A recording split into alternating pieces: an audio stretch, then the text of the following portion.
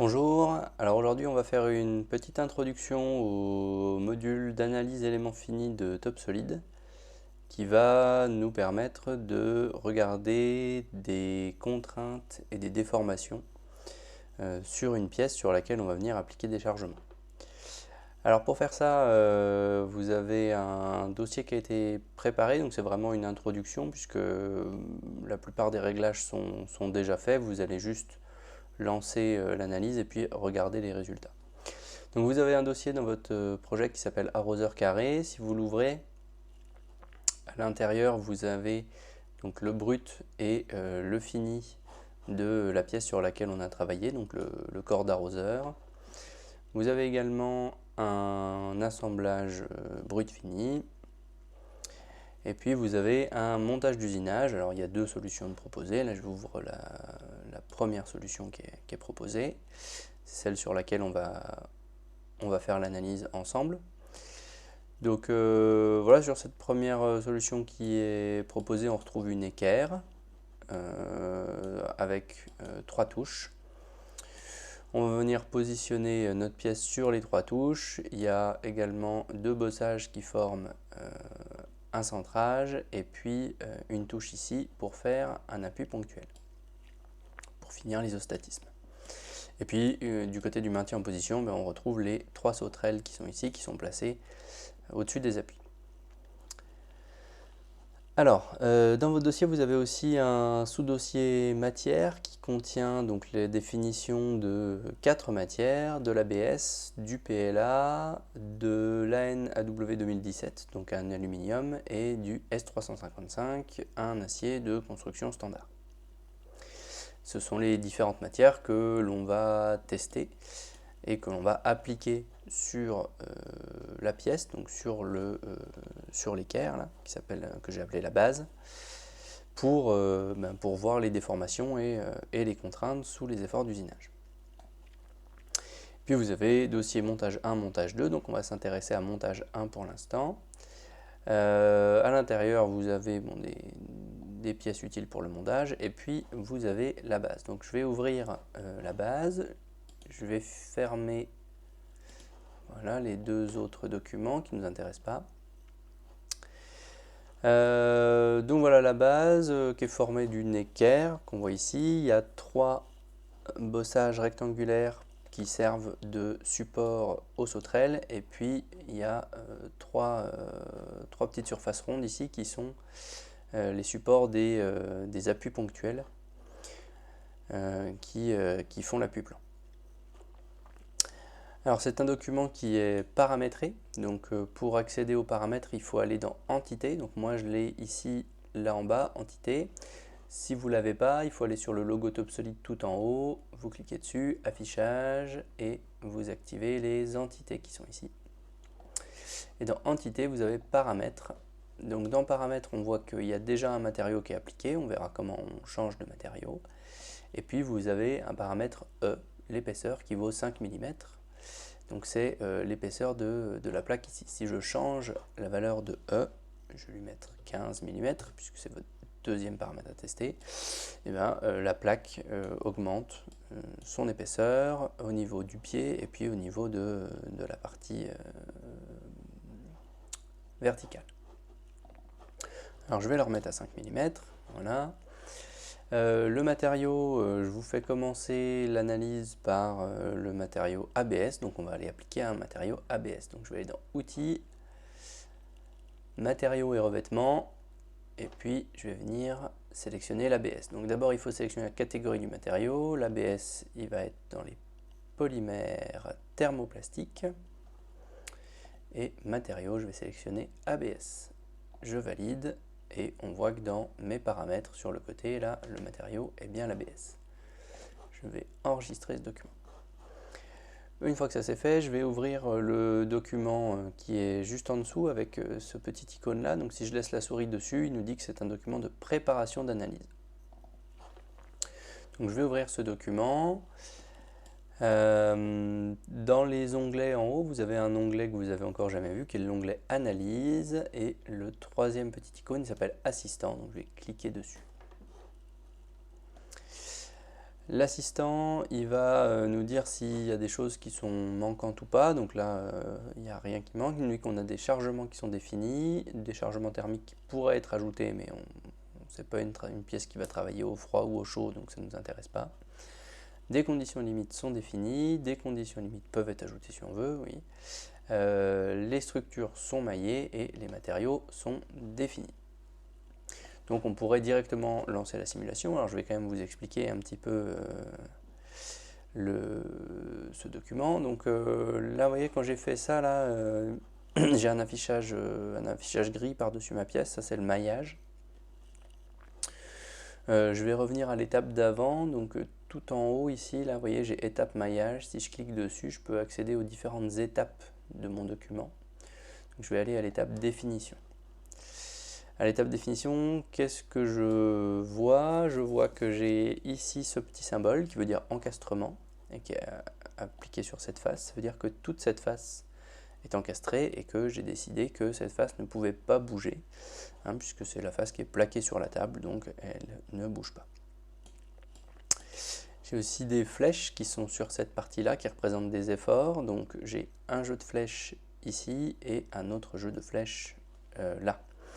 Donc le jeu de flèches qui est sur les parties carrées représente l'effort des sauterelles sur le montage, et puis le jeu de flèches qui se trouve ici sur les parties rondes représente l'effort des sauterelles sur la pièce, donc la pièce qui appuie sur le montage, plus l'effort l'effort d'usinage, l'effort du perçage. Donc si j'édite la force qui est ici, là, vous voyez, j'ai marqué valeur égale 1600, donc si je clique, en fait, il y a écrit 800 plus F. Alors 800, c'est l'effort de serrage des sauterelles, qui est donné par le constructeur des sauterelles. Et puis F, c'est l'effort de perçage que j'ai également paramétré. Donc si dans mes entités, j'ouvre les paramètres, j'ai un effort de perçage à 800 newtons, qu'on pourrait éventuellement modifier. Donc ça, c'est ici en bleu en dessous ma condition limite. J'ai bloqué les déplacements de cette face. J'ai des chargements qui sont définis, donc ici des forces sur ces surfaces-là. Et puis, pour que le logiciel soit capable de nous donner les déformations et les contraintes, on va réaliser le maillage de la pièce. Alors ici, il est déjà réalisé. Je vais rechanger mon étape. Je vais retourner sur l'étape maillage. Et par contre, ce qu'on voit, c'est que le maillage ne correspond pas à la pièce puisque j'ai changé les épaisseurs. Pour le mettre à jour, j'ai le petit bouton de mise à jour, d'actualisation ici, où je peux appuyer sur F5. Donc je vais mettre à jour mon maillage, et puis voilà, maintenant le maillage représente bien la pièce. Donc le maillage, qu'est-ce que c'est? C'est un découpage de la pièce en un ensemble d'éléments qui sont des tétraèdres. Et le logiciel a besoin de ce découpage pour pouvoir résoudre le problème. On appelle ça résoudre.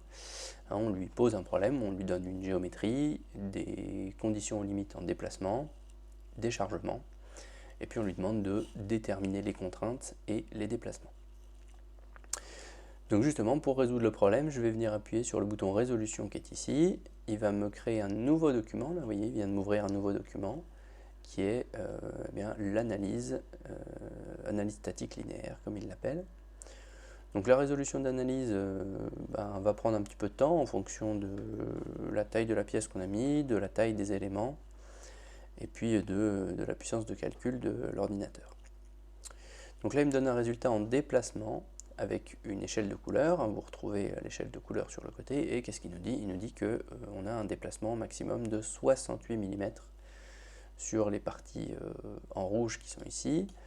Alors si on veut voir de combien bouge la pièce elle est plutôt sur les appuis, appliquée sur les appuis, donc les appuis sont à ce niveau-là, on a un déplacement d'environ 53 mm. Donc évidemment 53 mm c'est énorme, et d'ailleurs il y a probablement rupture de la pièce avant d'arriver aux 53 mm.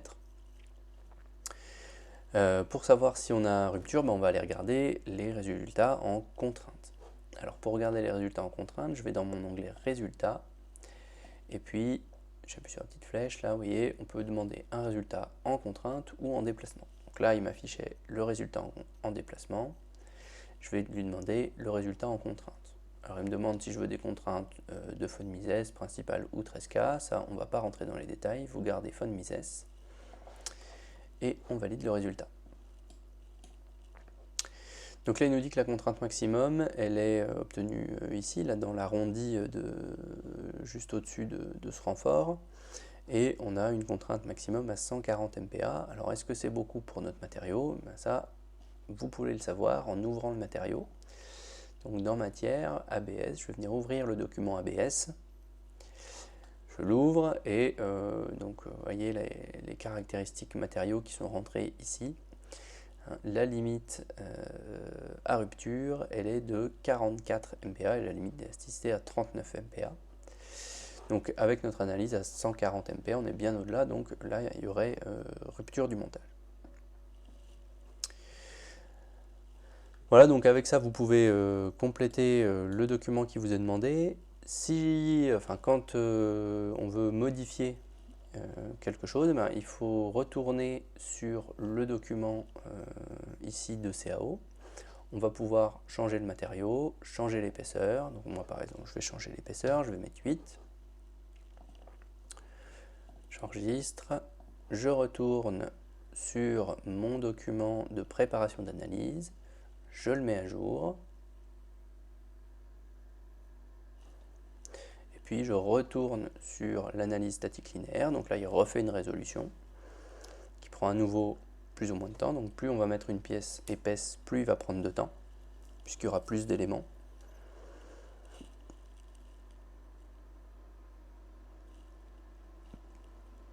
Et je vais pouvoir à nouveau relever les résultats, donc ici 64 MPa, il y a toujours rupture. Et puis si je veux avoir un résultat en déplacement, je vais venir chercher déplacement, je valide. Là donc on est passé de 63 à 19 mm, ce qui est mieux, mais ce qui est quand même énorme, puisque le but c'est quand même d'usiner une pièce, donc on ne peut absolument pas tolérer un tel déplacement. Voilà, donc maintenant je vais vous laisser faire les différents essais, hein, retourner sur le document de base, changer les épaisseurs, changer les matériaux, mettre à jour le document de préparation d'analyse, réaliser l'analyse et puis relever les résultats pour remplir le tableau. Voilà, donc c'est vraiment une introduction très rapide puisqu'on n'a pas vu comment régler le document de préparation d'analyse qui est finalement le cœur du problème quand on fait de l'analyse élément fini, mais ça vous permet tout de même de voir des résultats, de comparer des matériaux et de comparer des solutions aussi, puisque pour le montage 2, vous allez également pouvoir faire cette même analyse.